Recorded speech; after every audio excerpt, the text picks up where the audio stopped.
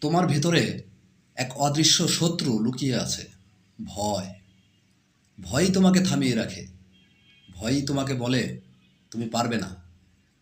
কিন্তু একটা কথা শোনো, সবচেয়ে বড় যোদ্ধা সেই যে নিজের ভয়ের সাথে লড়তে শিখেছে। আজ শোনো, কিভাবে তোমার ভয়ই একদিন তোমার সবচেয়ে বড় শক্তিতে রূপান্তর হবে। ভয় আসে দুটো জায়গা থেকে। এক, তুমি যা জানো না, অজানা ভবিষ্যৎ। দুই, তুমি যা একেবারে পারোনি, পুরনো ব্যর্থতা। তুমি যদি ভয়ের জন্য বসে থাকো, তবে তুমি নতুন কিছু শিখতে পারবে না। কখনোই না। পুরনো ভুলগুলো কখনোই তুমি শুধরাতে পারবে না। মনে রেখো, যে ভয়কে এড়িয়ে চলে তার জীবনে শুধু শূন্যতাই থাকে। আর যে ভয়কে জাপটে ধরে তার ভেতরে জন্ম হয় নতুন এক শক্তি, নতুন এক সাহস। একটা গল্প শোনো।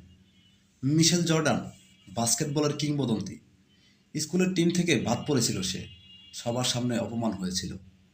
তার কোচ তাকে সবার সামনে বলেছিল, জর্ডান, তুমি কখনো বড় খেলোয়াড় হতে পারবে না।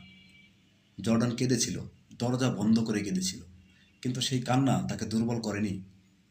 সেই ভয়, সেই অপমানই তার জ্বালানি হয়েছিল। সে প্রতিদিন প্র্যাকটিস করত।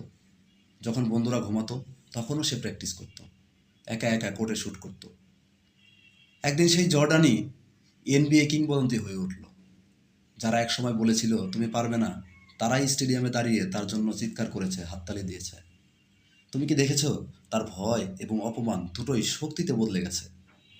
অপরা উইনফ্রে, শৈশবে ভয় তার জীবনের সঙ্গী ছিল। দারিদ্র্য, শারীরিক নির্যাতন, বর্ণবৈষম্য। ছোটবেলায় স্কুলে গিয়েও সে হাসি পেত না, পেত অবহেলা আর ব্যঙ্গ। অনেকেই বলেছিল, তোমার মতো কালো মেয়ে কখনো টিভিতে চলবে না। সে ভয় পেয়েছিল। হ্যাঁ, সত্যিই সে ভয় পেয়েছিল। কিন্তু সেই ভয়কে সে লুকিয়ে রাখেনি। সে শক্তিতে রূপান্তর করেছিল তার ভয়কে। আজ অপরা বিশ্বের সবচেয়ে প্রভাবশালী নারী সঞ্চালক, কোটি কোটি মানুষের অনুপ্রেরণা। আজ সে প্রমাণ করেছে, ভয় থাকুক, থামতে পারবে না। নেলসন ম্যান্ডেলা, 27 বছর জেল খেটেছিলেন যিনি। কিসের জন্য? নিজের বিশ্বাস আর মানুষের মুক্তির জন্য। জেলের অন্ধকার কক্ষে রাত কাটাতেন তিনি। প্রতিদিন শত্রুরা তাকে বলতো, তুমি বের হতে পারবে না এখান থেকে।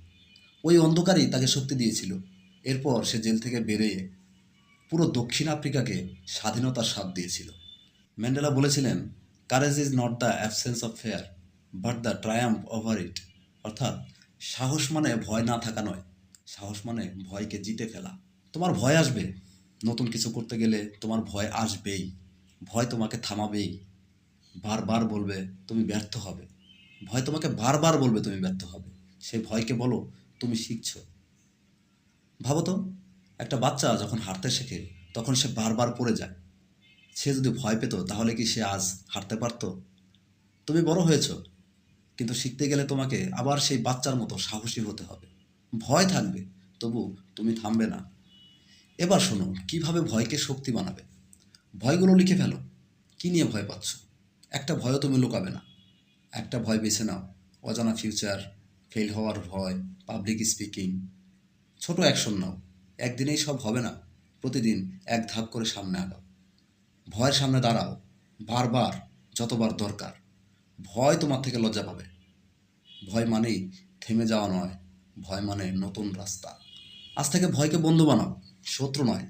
ভয় দেখালে হাসো, বলো ভয় মানে আমি বড় হচ্ছি। এই অডিওটা শেয়ার করে দাও, আরেকজন যেন ভয় না পেয়ে শক্তি খুঁজে পায়। ভয় থাকবে, তবু তুমি জিতবে।